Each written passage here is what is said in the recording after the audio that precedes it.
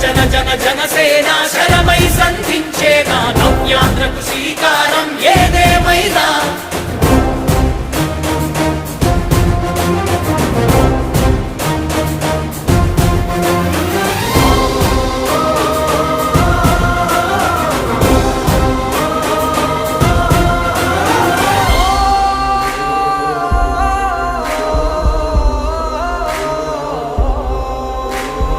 ఒక్కడైతే కాదు